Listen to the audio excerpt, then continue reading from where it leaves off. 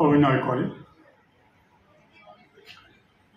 বছর দুয়েক বাদে ওরা দায়বদ্ধ নামায়, দায়বদ্ধ তখন খুব হিট হয়ে যায়, আমার বেওকুফটা 40টা শো করে বন্ধ হয়ে যায়।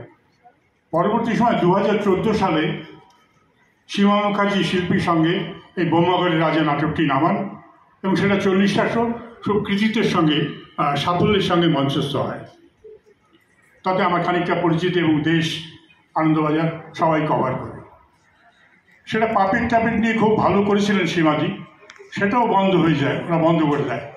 তারপরে যখন বিশ্বরঞ্জন নন্দী আমাকে ফোন করলো, কাকু তোমার বোম্মাগড়ের রাজাটা আমরা করব। আমি খুব আনন্দ পেয়েছিলাম যে বিশ্বরঞ্জন, আমাদের ছোট বিশ্বরঞ্জন, আমার কাছে তখন খুবই অল্প বয়স ছিল বিশ্বরঞ্জনের, কি সুন্দর অভিনয় করতো বিশ্বরঞ্জন আমাদের দলে। বিশ্বরঞ্জন বলল, কাকু তোমার বোম্মাগড়ের রাজাটা অভিনয় করব। আমি খুব খুশি হলাম, আমি আপ্লুত। এবং আজ যে সম্বর্ধনা দিয়েছেন আপনারা আমাকে, খুব অল্প কথায় সাচ্ছি, আমার 80 বছর 6 দিন আসবে বয়স, আমার আরও কিছু কাজ করার ইচ্ছে।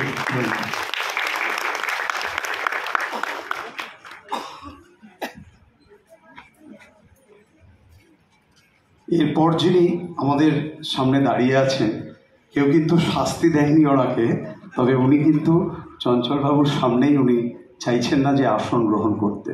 জন্ম পাঞ্জাবের লুধিয়ানায় এবং হিন্দি বাংলা চলচ্চিত্রে ওনার কিন্তু খুব অবাধ বিচরণ, আমাদের কাছে খুব খুব পরিচিত মুখ। আগেই বলেছেন কিছু বলবো না, কিন্তু কিছু না বললে তো অসমাপ্ত থেকে যায়, সেটা আমাদের কাছেও কিছু একটা না পাওয়ার মতো থাকে। তাই এবারের অতিথি রাজেশ শর্মার কাছে শুনব সামান্য 2-4 কথা। রাজেশ শর্মা। সবার আগে ক্ষমা চেয়ে নিচ্ছি, আমি বালিগঞ্জ গভর্নমেন্ট স্কুলের ছাত্র নই, কিন্তু পাশেই একটা স্কুল আছে,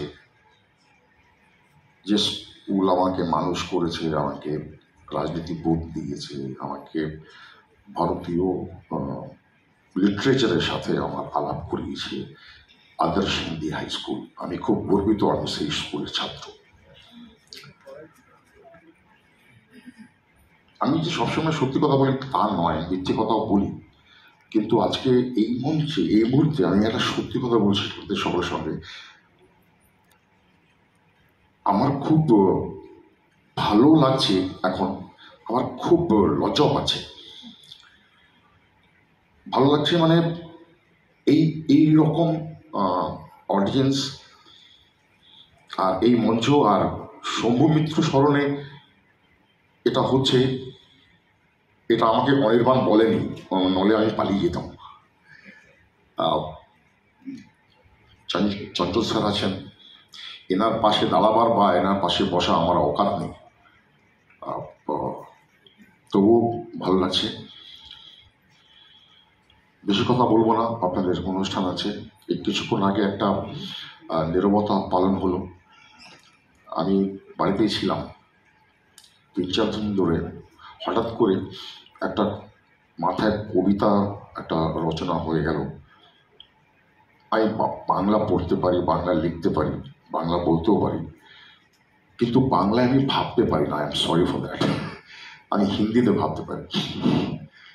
তো ওই ছোট্ট একটা কবিতা বলে আমি চলে যাব।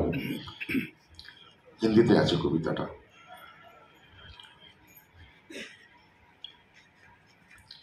आज शहर में सूरज अपने टाइम के हिसाब से निकला था। आज शहर में सूरज अपने टाइम के हिसाब से निकला था।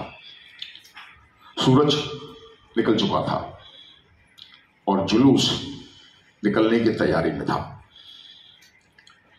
सूरज की तरह जुलूस भी आगे बढ़ता गया और जुलूस अपनी मंजिल तक पहुंचा। सूरज ढल चुका था। अंधेरे में लोगों ने अपनी अपनी मोमबत्तियां जला ली, मानो सूरज को चढ़ा रहे हो। सूरज हंस दिया। मोमबत्तियां बुझने के बाद वो सारे लोग अपने अपने जगह वापस चले गए थे जहां से वो आए थे। सूरज फिर वापस अपने टाइम पर फिर निकला, लेकिन जुलूस नहीं निकला, क्योंकि वो लोग जो कल जुलूस में थे आज सुबह सुबह जॉगिंग की तैयारी कर रहे थे। Thank you very much.